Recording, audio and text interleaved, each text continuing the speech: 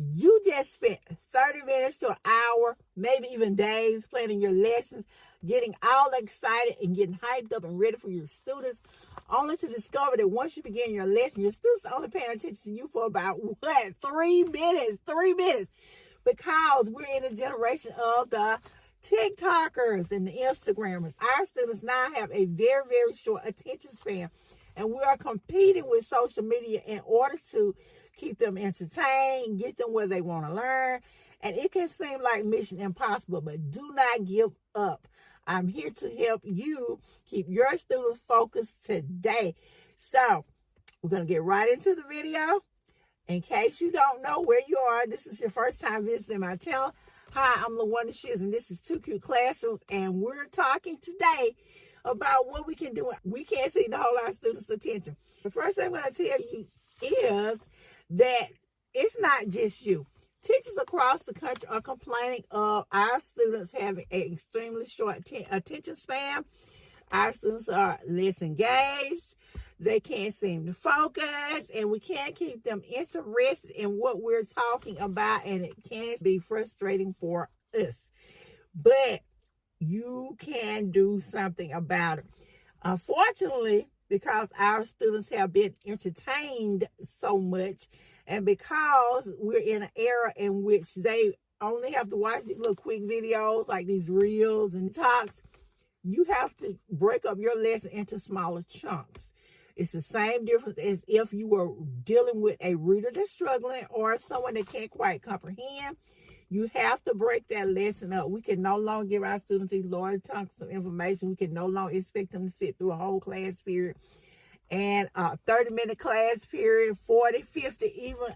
And I'd hate to imagine if you had them on block, but we can no longer expect this out of our students because the attention span is just not there. And I don't know what we're going to do to get it back. But for the moment, it's not there. But then I started to think about myself.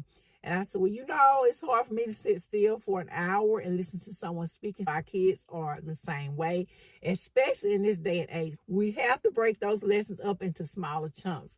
You can say, well, I'm going to teach for what?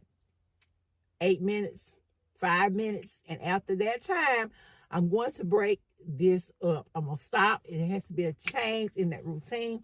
You can allow your students to think, pair, share, to talk to each other, to move on to a different activity. Give them a quick task.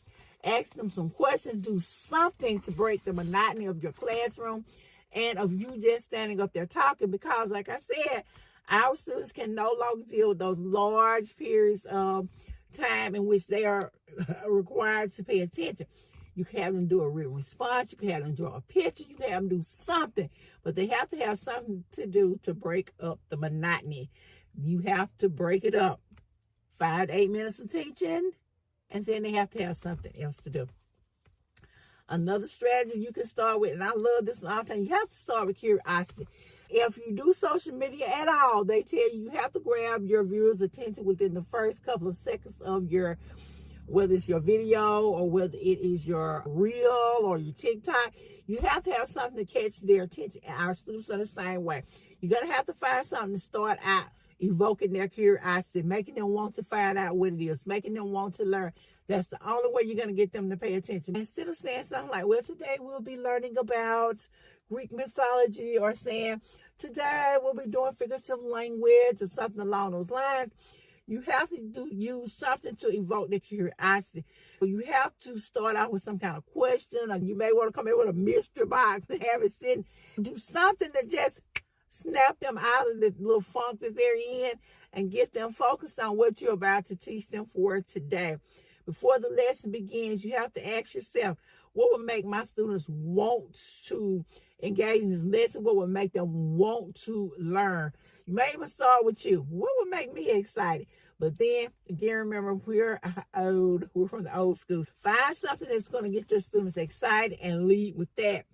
You got to have something to maintain their participation. You have to have something for them to actually physically do. In order for them to stay focused, you may have to say something and make them raise their hands.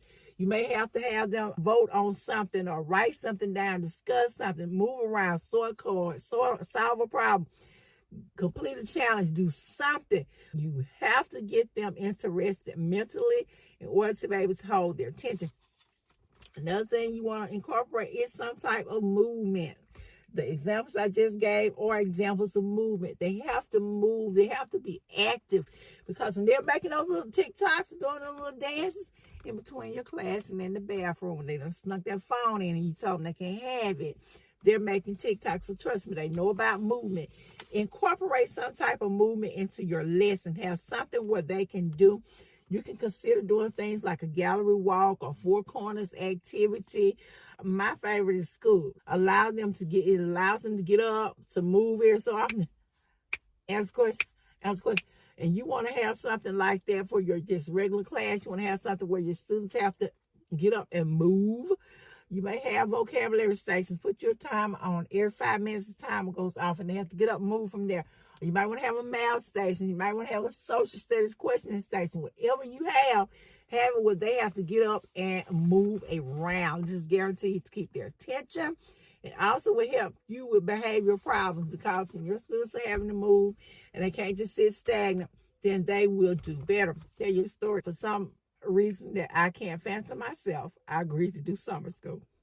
I had this little boy in my room. He likes to be the leader all the time. So we were transitioning from one activity and getting ready to do something else.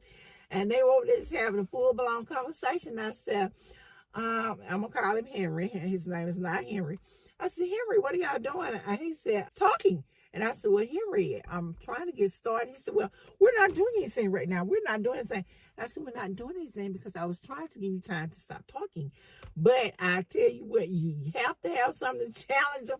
You have to have some kind of movement. You cannot give them too long of a time in which they aren't doing anything.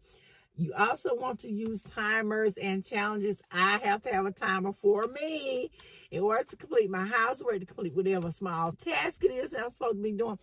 I'm sort of like the children. I have to have my things broken up into little chunks. So I have to set a timer for me. I say, well, we're going to spend 10 minutes doing the laundry. We're going to spend 10 minutes cooking. Or we're going to spend 10 minutes doing this or doing that, in order for me to stay focused. And our kids are the same way.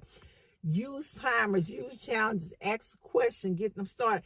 So you have 4 minutes in order to answer this question, and then move on. This will get them motivated and paying attention to what you are doing. You may also want to consider adding some weight to what you're doing, which means adding a grade to it. Teach less, practice more.